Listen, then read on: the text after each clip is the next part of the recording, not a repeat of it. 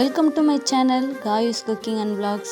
Hi எல்லாருக்கும் வணக்கம். நாம் இன்றைக்கி என்ன பார்க்க போகிறோம்னா, என் கையில் கிடச்ச பொருளெல்லாம் அள்ளி போட்டு அரைச்சி ஒரு நண்டு மசாலா செஞ்சேன். டேஸ்ட்டு சூப்பராக இருந்துச்சு. வீடியோ எடுத்தேன், எதுக்கும் நல்லா வந்தால் வீடியோ போடுவோம்னு. டேஸ்ட்டு சூப்பராக வரும், வீடியோ போடலான்னு வந்துட்டேன். இப்போ வந்து ஒரு மிக்ஸி ஜாரில் 10 பல் சின்ன வெங்காயம், சின்ன துண்டு இஞ்சி, 2 பச்சை மிளகா, கொஞ்சோண்டு கருவேப்பிலை, ஒரு 5-6 பல் வந்து பெரிய பல் பூண்டு, பெருசாக இருந்தால் ஒரு தக்காளி, மீடியம் சைஸ் இருந்தனால நான் 1.5 தக்காளி போட்டுக்கிட்டேன். நான் வந்து இது வந்து கொஞ்சமாக செய்ய போகிறேன், அதுக்கான அளவு தான். நீங்கள் செய்கிறக்கு ஏற்றாப்புல இதோட அளவெல்லாம் அதிகம் பண்ணிக்கோங்க. வீடியோ எடுக்கிற அவசரத்தில் தக்காளியை முழுசாக போட்டுட்டேன், அதுக்கப்புறம் நறுக்கி போட்டேன். அதனால தான் 2 தடவை போட்டு எடுக்கிற மாதிரி இருக்கும். அப்புறம் வந்து 1/2 ஸ்பூன் அளவுக்கு வந்து மிளகு, 1/2 ஸ்பூன் அளவுக்கு சோம்பு, 1/2 ஸ்பூன் அளவுக்கு வந்து சீரகம், இதெல்லாம் போட்டுட்டு தண்ணி ஊற்றாதீங்க. தண்ணி ஊற்றினா தெறிக்கும். தக்காளி வெங்காயத்தில் இருக்க தண்ணியே போதும். நைஸாக அரைச்சி எடுத்து வச்சுக்கோங்க. இப்போ ஒரு தாச்சியில் வந்து 4லேருந்து 5 ஸ்பூன் வந்து நல்லா வந்து எண்ணெய் ஊற்றிக்கோங்க. நல்லெண்ணெய் ஊற்றிக்கோங்க, அது டேஸ்ட்டாக இருந்துச்சு. எனக்கு ரீஃபண்ட் ஆயில் தான் இருந்துச்சு, அதனால் நான் அந்த எண்ணெய் ஊற்றிக்கிட்டேன். நல்லா காஞ்சதுக்கப்புறமாட்டி சோம்பு போட்டு நல்லா நிறம் மாறினதுக்கப்புறம் நம்ம அரைச்சி வச்ச பேஸ்ட்டை போட்டுக்கோங்க. ஏன் வெங்காயம் சேர்க்கலாட்டி எனக்கு டவுட்டாக இருந்துச்சு, நல்லா இருக்குமோ நல்லா இருக்காதோ அப்படின்னு சொல்லிட்டு. அதனால் அரைச்சதில் வெங்காயம் போட்டனால இதில் சேர்க்கலை. அந்த மிக்சியில் இருக்கிறத வந்து கொஞ்சம் கழுவி அந்த தண்ணி கொஞ்சம் எக்ஸ்ட்ரா ஊற்றிட்டு 1/2 ஸ்பூன் மல்லித்தூள், 1/2 ஸ்பூன் வந்து மிளகாத்தூள், கொஞ்சம் வந்து மஞ்சத்தூள், உப்பு சேர்த்து நல்லா எண்ணெய் பிரிஞ்சு வர அளவுக்கு வந்து நல்லா கொதிக்க விட்டுட்டேன். நல்லா மீடியம் டு லோ ஃப்ளேமில் வச்சு நல்லா எண்ணெய் பிரிஞ்சு வர அளவுக்கு இந்த கிரேவியை வந்து நல்லா வேக வைக்கணும். நான் வந்து இது மாதிரி புதுசாக ஏதாவது செய்ய போகிறேன் அப்படின்னு சொல்லிட்டு எங்கள் அம்மாக்கிட்ட சொல்லி எதனா அந்த நண்டோ இல்லை ஏதோ ஒரு பொருள் கேட்டோம்னா எனக்கு டவுட்டாக இருக்கோ இல்லையே, எங்கள் அம்மாவுக்கு பல மடங்கு டவுட்டாக இருக்கும். கொஞ்சம் நண்டு கொடுங்கம்மா, அது மாதிரி நான் கிரேவி புதுசாக செய்ய போகிறேன் அப்படின்னு சொன்னாக்க எங்கள் அம்மா வந்து 10 நண்டு கொடுத்தாங்க.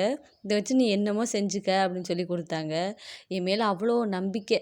நான் ஓரளவுக்கு நல்லா தான் செய்வேன். ஆனால் அப்படி ஒரு நம்பிக்கை வச்சுருக்காங்க என் மேலே. பார்த்தீங்களா எவ்வளோ நண்டுன்னு. தாராள மனசு எங்கள் அம்மாவுக்கு. இப்போ வந்து நல்லா வந்து எண்ணெய் வந்து பிரிஞ்சு வந்துருச்சு அந்த கிரேவியில். இப்போ நம்ம க்ளீன் பண்ணி வச்சுருந்த நண்டை போட்டுட்டு, இந்த நண்டு வந்து 5 நிமிஷம் வெந்தால் போதும். அதுக்கு வந்து ஒரு 1/2 டம்ளர் அளவுக்கு வந்து தண்ணி ஊற்றி நல்லா வந்து அதே மீடியம் டு லோ ஃப்ளேம்லேயே வச்சு கொதிக்க வைங்க.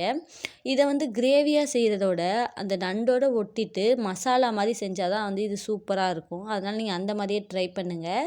நீங்கள் கிரேவியாக சாப்பாட்டில் ஊற்றி சாப்பிட்ணும் அப்படிலாம் வந்து இதை செய்ய வேண்டாம். ஏன்னா இதுவே ஒரு எக்ஸ்பிரிமெண்டல் ஒரு நல்லா வந்துருச்சு. அதனால் நீங்கள் அதே மாதிரியே செஞ்சுக்கோங்க. நீங்கள் ஒரு எக்ஸ்பிரிமெண்ட் பண்ண வேணாம் இதில்.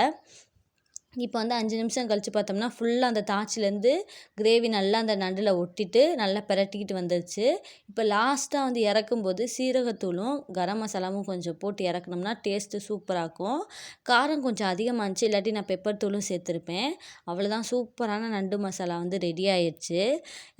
இந்த நண்டு மசாலாவோட இந்த மசாலாலாம் எடுத்துட்டு அந்த தாச்சியில் கொஞ்சோண்டு சாப்பாடை போட்டு பிசைஞ்சு சாப்பிடும்போது ஆஹா, சரியான டேஸ்ட்டாக இருந்துச்சு.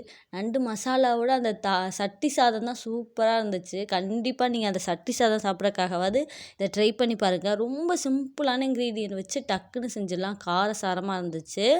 ரசத்துக்கெல்லாம் சூப்பரான காம்பினேஷனாக இருக்கும். இது நல்லா வரும். எங்கள் அம்மா சொன்னாங்க, பரவாயில்ல நல்லா இருக்குது, இன்னும் கொஞ்சம் போட்டு செஞ்சுருக்கலாமோ அப்படிங்கிறாங்க. இதைத்தான் நான் ஃபஸ்ட்டே சொன்னேன் அப்படின்னு நினச்சிக்கிட்டு வளைச்சி ஃபோட்டோவும் வீடியோவுமா நான் பாட்டுக்கு மெதுவாக எடுத்துகிட்டு இருந்தேன். 2-3 நாள் பிளான் பண்ணி அந்த பொருளெல்லாம் வாங்கி வச்சு நான் செஞ்சாவே ஏதாவது ஒரு சொதப்பலாயிரும். சும்மா இதையும் கையில் கிடச்சதெல்லாம் போட்டு அரைச்சி செஞ்சால் சூப்பராக வருது டிஷ்ஷு. இதே டிஷ் நீங்களும் செஞ்சு பாருங்கள், உங்களுக்கும் சூப்பராக வரும். தேங்க்யூ ஸோ மச் ஃபார் வாட்சிங். Like and subscribe. Keep support. Bye.